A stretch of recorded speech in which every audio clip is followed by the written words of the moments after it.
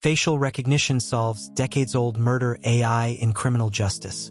Before we dive in, kindly hit the subscribe button and let us know where you are watching from in the comment. It was the kind of photo you'd scroll past without a second glance.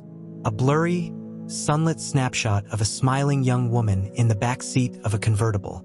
Her name was Cynthia Reynolds, and when she vanished in the summer of 1985, no one ever expected her image would one day unlock a murder case. She was last seen leaving a movie theater in Fort Collins, Colorado. 19 years old, blonde, popular. Her parents said she was heading to meet a friend. She never arrived. The next morning, her purse was found in a parking lot. Her ID, lipstick, $5, and a movie stub. No signs of struggle, no leads, no body. For decades, Cynthia's case haunted detectives.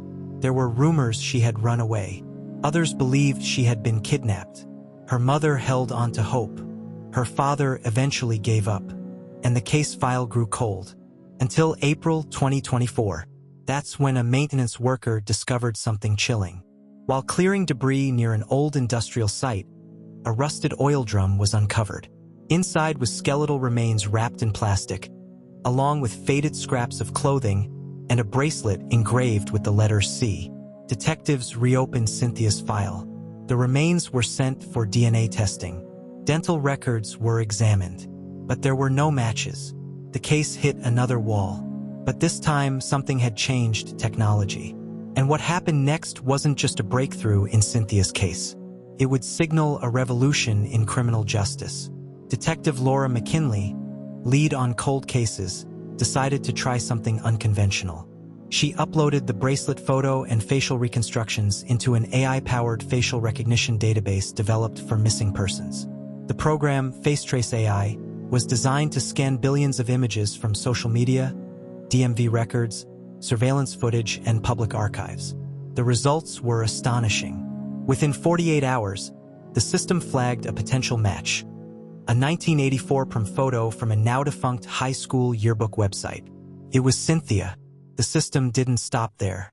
It matched other photos, a DMV license, a photo of her at a college party, all confirming identity. The remains were hers. The relief was brief. Her family finally had an answer. Cynthia was dead. But how did she die? And more urgently, who put her in that drum? Now that they had Cynthia, the question turned to the killer. Police returned to old records, statements, witnesses. One name kept popping up: a college acquaintance named Mark Fuller. He was older, quiet, a computer science student. Cynthia's friends said he was obsessed with her. Back then, there had been no proof. Mark had moved away shortly after Cynthia vanished. No charges were ever filed. But now, with the body found and AI generating connections, the case took a dramatic new turn.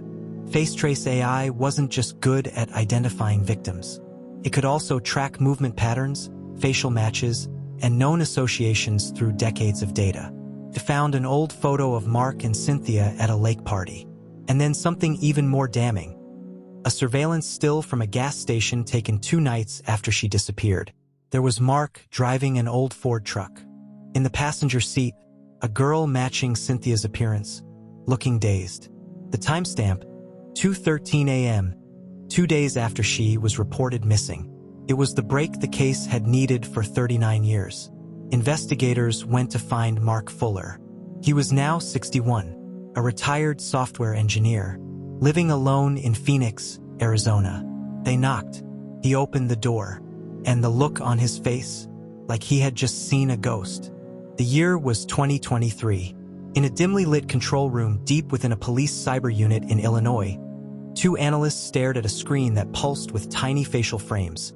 Some grinning, some tired, some blurred, but all being analyzed in real time by a new artificial intelligence tool known as Sentinel-8. It had started as a test, an effort to apply facial recognition against unsolved cases with decades-old DNA composites and grainy crime scene photos. Most of the analysts believed nothing would come of it. After all, who in their right mind would think an AI could solve what detectives, journalists, and amateur sleuths had failed to crack for over 30 years? Then it happened. Ping. A match. And not just any match, a 99.8% probability hit. The face belonged to Raymond Elias Croft, a mild-mannered janitor who worked the night shift at a Chicago community college. He had a spotless record. No criminal history, no parking tickets, nothing. But his face? It matched perfectly with the composite sketch from a 1989 murder case that had gone ice cold. The victim, Danielle Collins, 17 years old, last seen alive outside a gas station in Joliet, found strangled 2 days later in a ditch behind a high school football field. The only clues, a locket, a torn movie ticket, and a smear of blood on the back of her blouse. For 34 years, Danielle's murder haunted her family and the town.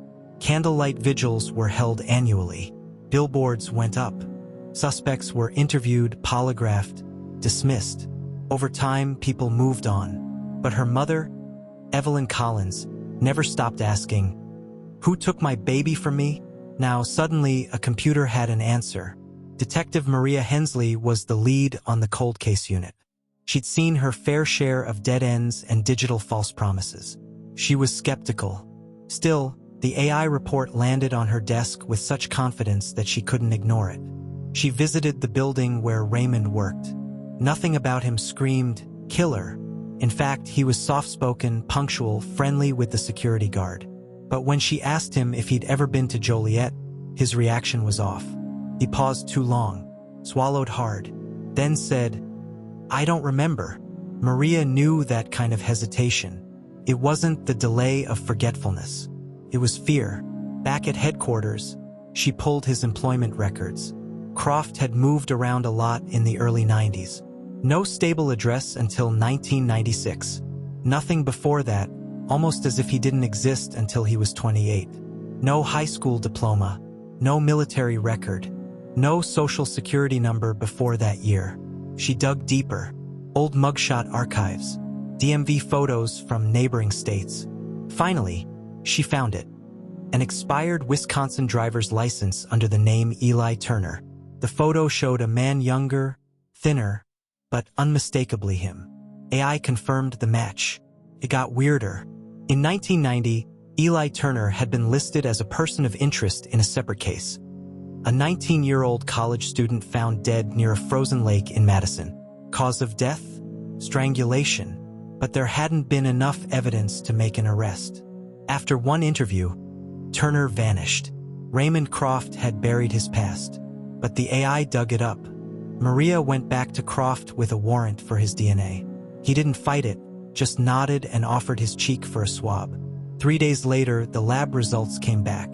The blood on Danielle's blouse, preserved in a vial since 1989, was a 100% match to Croft's DNA. There was no room for doubt. The cold case was cracked. Maria felt a rush. 34 years of dust blown off a murder. The victim's mother could finally have a name to curse. A man who'd lived free, walking among neighbors, working around children. All of it uncovered by an algorithm that didn't exist a year earlier. Still, something nagged at her. Why hadn't he run? Why hadn't he changed his face, his name again? Was he tired? Or was there more? At the precinct, Croft sat quietly in the interrogation room. No lawyer, no protest. He folded his hands and stared at the one-way mirror like he knew someone was there. Maria stepped in. "Raymond, or should I say Eli, do you know why you're here?" He nodded. "You found me." Maria placed Danielle's photo on the table. He looked at it for a long time. "I never wanted to hurt her," he said. "But you did," Maria replied. "She wasn't the only one," he whispered. The room went still. Maria leaned forward. "What do you mean?" Raymond exhaled, eyes unfocused. "There are others, not just her. I kept souvenirs. I didn't mean to, but I couldn't stop." The camera on the wall kept rolling as he gave the names of 3 more women. All from different cities. All from different years. All unsolved murders.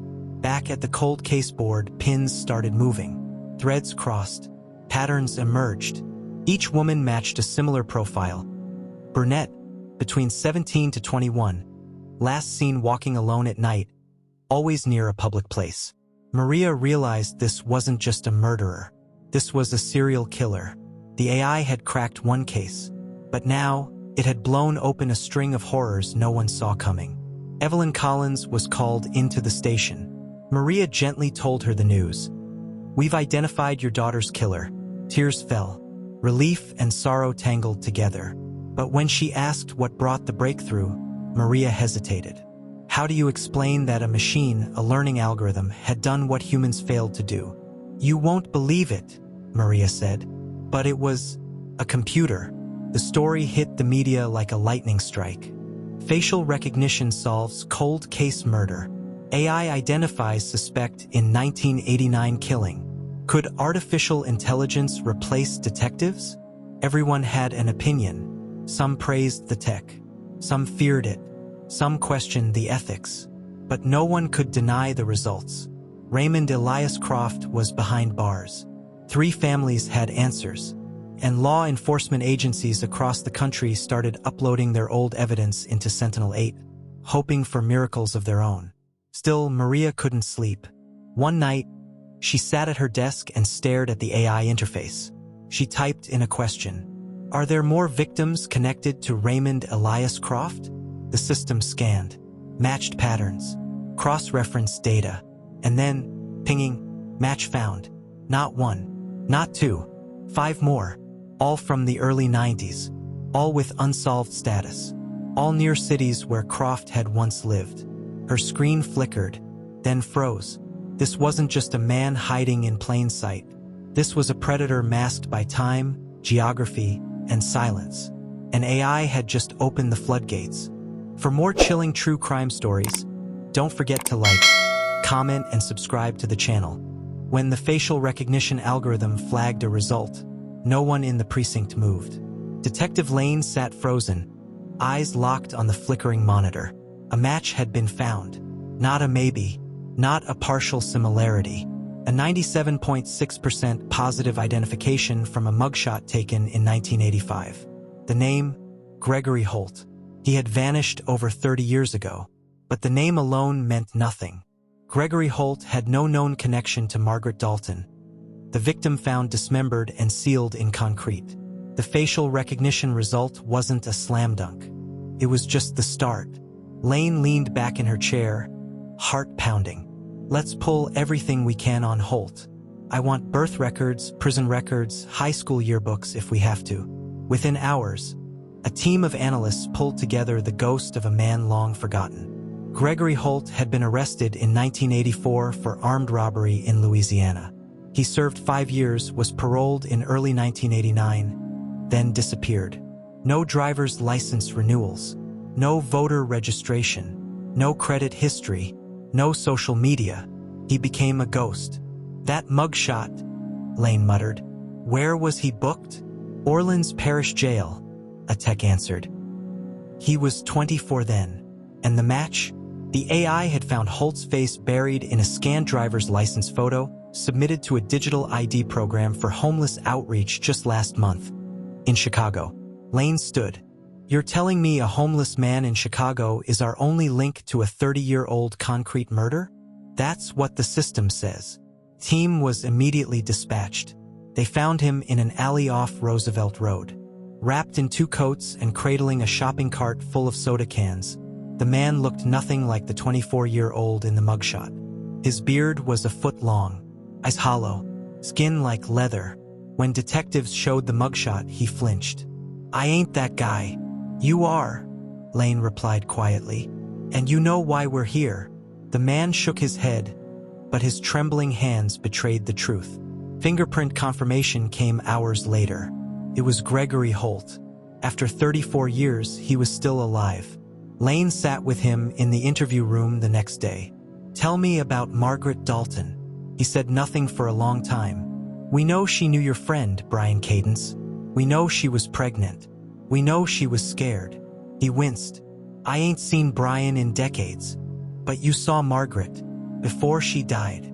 That did it." His head dropped. "I didn't kill her," he said. "But I saw it happen." Gregory began to talk. It was 1989. Margaret had come to confront Brian at a house party. She was upset. She was showing.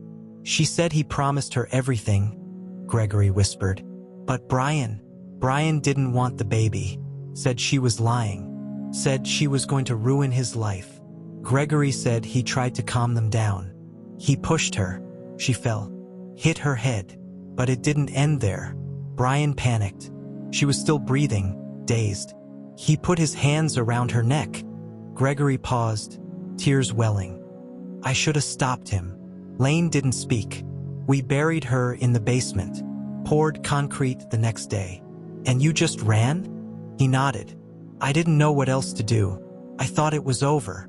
Gregory's confession wasn't enough to close the case, but it was enough to resurrect another name. Brian Cadence. Lane ordered a deep dive.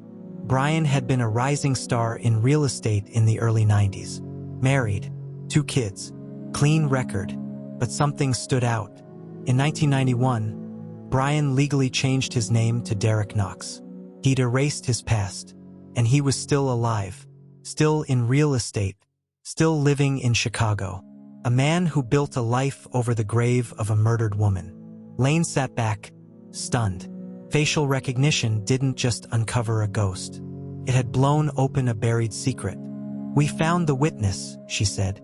Now it's time to find the killer. Lane moved carefully. They couldn't spook Brian or Derek. She looped in a federal task force.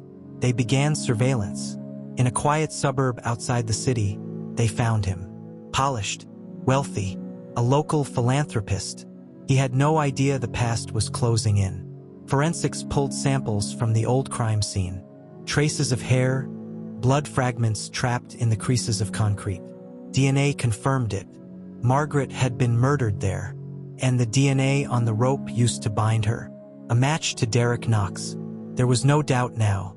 Lane reviewed the file one last time before drafting the warrant. She looked at Gregory's mugshot, then at the new images of Derek. AI had done its job. So had she. Let's bring him in. But as the team prepared to arrest Derek Knox, a new report came in. He was gone. His home, empty. His bank accounts, drained. His passport, used 3 days ago, on a flight to Panama. Lane stared at the screen, her heart sinking. The killer had vanished again. Track every camera, every flight, every face. If AI got us this far, she said, eyes narrowing, it'll get us to him. And with that, the chase began again. The case had sat cold for nearly 27 years. No new leads, no new suspects. But deep in the server rooms of the state's crime lab, something stirred. A single face, one image, a ghost pulled from the past. And this time, the machine didn't forget. By 2022, the police had finally digitized every physical photo tied to unsolved murders. Thousands of images, mugshots, driver's licenses, surveillance captures. It was part of a national push to unify facial recognition systems. New tech, new algorithms, and a new name, Veriface AI. Unlike older systems, Veriface didn't just scan for matching photos. It reconstructed faces, even from partials, even from low-resolution footage. It looked for facial bone structure, not just skin-deep resemblance. And that changed everything. Detective Imani Rivera got the notification first. She was the officer who'd never given up on the case. Even when the files were boxed. Even when the department stopped talking about it. She'd promised the victim's family, one day, you'll get the truth. And now, Veriface had pinged a match. She clicked the link. Her heart stopped. The original image came from a faded security cam. The man in the photo wore a hoodie. Only half his face showed. But Veriface enhanced it, rebuilt the missing half, then cross-referenced it against a federal facial recognition database. Out of 432 million profiles, it found one. A 61-year-old man living under a different name in rural Kentucky. Same eyes, same cheekbone structure, and, crucially, an old arrest from 1985 under a different alias. Fingerprinted, booked, then disappeared for decades. Until now. Back in 1996, the name on the murder case was John Doe. He'd vanished before police could ID him. Now, Veriface said John Doe was actually Michael Trent. Trent had a record. Assault. Fraud. drug trafficking. He had been arrested 5 times in 5 states. Every time he used a new name. He never stayed long. No one knew his real name, but Veryface did. The AI found consistency in the shape of his skull. And that was enough. Detective Rivera stared at the report. She didn't blink. She picked up the phone and called the marshal's office. They arrived just after sunrise. An old house sat on the edge of a Kentucky cornfield. Dilapidated. Quiet. A dog barked in the distance. 3 marshals moved in quietly. One knocked. A man answered. White hair. Wrinkled face. Oxygen tank. He looked nothing like the 1996 security footage. But his eyes, the same. "Michael Trent?" one officer asked. The man paused, then slammed the door. They broke it down seconds later. Inside, they found forged IDs, burner phones, and buried in a shoebox, photos of women. Victims. One was marked with a red X. The woman from 1996. The cold case victim. She had a name now, Elena Morales. Under pressure, Trent cracked. He said AI was cheating. He said no one was supposed to find him. He told the police he'd been good for years. But that wasn't true. A recent DNA hit linked him to a 2007 assault case in New Mexico. He'd never stopped. He'd just slowed down. He thought the past was dead. But AI brought it back. And it brought justice. Elena's sister, Sophia, received the call she never expected. "Ma'am, we've identified your sister's killer." She dropped the phone. They flew her in. She stood outside the Kentucky courtroom, staring at the man who destroyed her family. He didn't look like a monster, but she didn't need him to. The evidence was overwhelming. The AI render, the fingerprints, the photos in the shoebox. He pled guilty. Life in prison. No parole. Justice, finally. News spread fast. CNN, BBC, Al Jazeera. AI solves 27-year-old murder. The story triggered a wave of cold case reopenings. Old surveillance videos were reanalyzed. Unidentified suspects got faces. The public split down the middle. Some called it a breakthrough. Others called it a privacy nightmare. But families of victims? They called it hope. Facial recognition wasn't perfect. Critics warned about bias, wrongful arrests, but Detective Rivera believed in balance. "Technology is only as dangerous as the hands that use it," she said. And in the right hands, it gave closure. Before he was transferred to federal prison, Trent asked to speak to Rivera. He didn't ask for forgiveness. He didn't apologize. He only asked one question. "How did you find me?" Rivera leaned in. "Your face," she said. "It remembered what you forgot." Then she walked away. But as she packed up the case file, something caught her eye. Another woman's photo. Not from Elena's case. Different victim. Different state. Same red X. Veryface pinged again. And this time, there was more than one match. The lab was silent except for the steady hum of machines processing data. A flickering monitor displayed the final result of the facial recognition comparison. After weeks of analysis and decades of waiting, the screen showed one word: match. The photograph of the unidentified victim, known for years only as Jane Doe, was finally linked to a missing person named Gloria May Withers, reported missing in 1984. But that was just the beginning. Matching her face to a name didn't just give her an identity. It unearthed an entire chain of evidence that had been buried for nearly 40 years. Gloria May Withers had been 29 years old when she vanished from Sacramento. A waitress, a single mother, and someone with no history of running off. Her sister had filed the missing person report, and year after year, returned to the police station, begging for updates. The police had always suspected foul play. There were no signs of voluntary disappearance. Her bank account had been frozen, her apartment left undisturbed. But with no leads, no suspects, and no body, the case had gone cold. Until now. The AI facial recognition match confirmed that the body discovered in a shallow grave off Interstate 5 in 1986, and left unidentified for almost 4 decades, was Gloria. Now, detectives had a new mission: find her killer.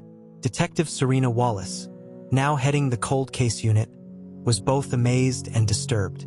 "We had this photo for years," she said. Holding up a scanned image of Gloria's skeletal remains reconstructed through forensic artistry. And all it took was the right algorithm at the right time to find her. The AI hadn't just matched her with the missing persons database. It had gone deeper. It pulled up photos from DMV records, employment files, and even a single yearbook photo from a Sacramento high school in the late 60s. All of it pointed to one undeniable truth. The woman once buried without a name was Gloria. But who had killed her? With Gloria's identity confirmed, the next step was to retrace her last known steps. Files revealed that in the weeks before her disappearance, she had filed a workplace complaint against her boss, Russell James Caro, owner of a small trucking company. At the time, Russell was questioned but never charged. He had a weak alibi and no known connection to the remains found in the woods. But now, with renewed interest in the case, detectives took another look. And what they found was chilling. New data analysis tools, run through old records and receipts, showed that Caro had bought a large quantity of lime, often used to accelerate decomposition, 2 days after Gloria's last known sighting. He had also taken a business trip in the direction of where her body had been discovered. And even more damning, a former employee who had worked with Caro back in 1984 had recently been arrested for an unrelated assault charge. While in custody, he offered a confession. Russell said he took care of a problem years ago, buried it, and walked away. "I thought it was a joke. I didn't think he meant a person." It was early morning when officers surrounded Caro's current home in Oregon. He was 78 now, gray, reclusive, and living alone in a cabin on the edge of a forest. When they knocked, he opened the door slowly, calm, unbothered, almost expecting them. "Mr. Caro, we need to talk about Gloria Withers." He didn't flinch. Instead, he sighed. "Took you long enough." They placed him under arrest. Not just for murder, but for obstruction of justice, destruction of evidence, and unlawful disposal of human remains. In his garage, they found sealed boxes, old belongings of Gloria's, including a necklace her sister had described in the original report. It was the final nail in the coffin. The trial began 5 months later. The prosecution laid out the evidence: the facial recognition match, the confession, the purchases, the travel logs, and the physical evidence found in his home. Caro's defense tried to claim the tech wasn't reliable, but the jury didn't buy it. Forensic analysts and AI experts testified. One said, "This isn't about opinion, it's math. The odds that this is not Gloria Withers are 1 in 1.7 billion. The verdict: guilty on all counts. Gloria's sister, now in her 70s, sat quietly in the courtroom as the sentence was read. "I waited my whole life for this," she said. "I thought I would die without knowing. I'm grateful for the science, for the people who didn't give up. But I wish it hadn't taken 40 years. The system had failed Gloria in life. But technology, artificial intelligence, of all things, gave her a voice in death." This case was the first in the state to be fully cracked with AI facial recognition, from identification to conviction. It triggered a wave of new initiatives. Cold cases across the country began using similar systems. Old evidence was being re-examined. Forgotten victims were being remembered. AI wasn't replacing detectives. It was giving them superpowers. With every photo scanned, every unsolved case re-uploaded, justice was no longer limited by memory or manpower. The machines had learned something essential: how to remember the forgotten. At a small cemetery in Sacramento, a new headstone was placed above the grave that had once read, "Unidentified female, 1986. Now it read, "Gloria May Withers, 1955 to 1984. Beloved sister, mother, and fighter." A single bouquet rested at the base. Her sister knelt, whispered a prayer, and finally, after 4 decades, said goodbye. For more chilling true crime stories, don't forget to like, comment, and subscribe to the channel.